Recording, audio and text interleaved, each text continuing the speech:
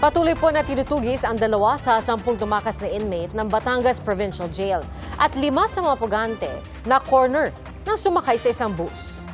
Saksi si June Veneracion.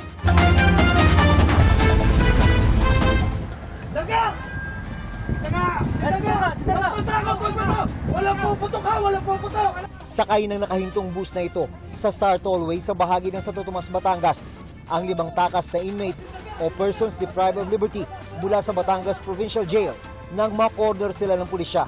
Pero may baril dyan, pero may baril. Hepe ako ng Santo Tomas. Sige kami makikipag-negotiate sa inyo.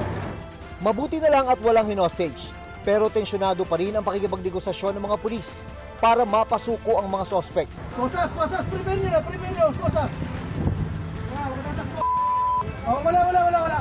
Sige, dito, posasan agad, posasan.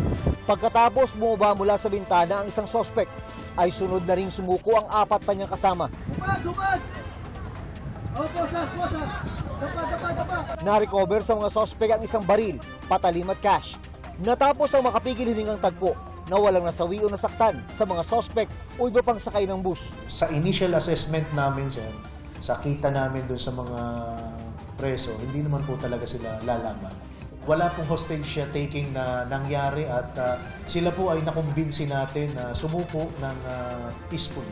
Ayon sa pulisya, malaking tulong ang drone para malaman ang lokasyon ng sinakyang bus ng 5 inmate matapos tumakas.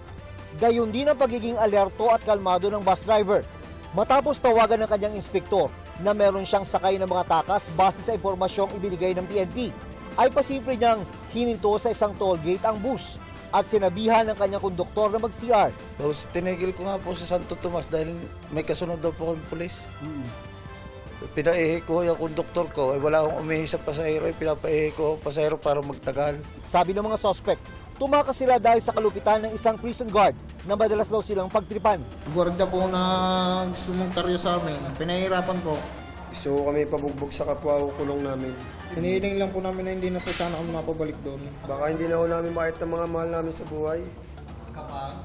Pagka ibinalik po kami doon. Ano man ang dahilan ng mga inmates sa pagtakas mula dito sa Batangas Provincial Jail, mahaharap pa rin daw sila sa mga panibagong kaso, sabi ng PNP. Meron din po silang karagdagang kaso sa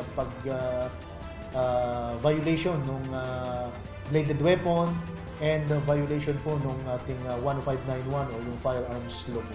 Bukod sa 5 inmate na nahuli sa pampasaherong bus sa Santo Tomas, 3 iba pang tumakas din ang nadakip sa bayan naman ng Ibaan.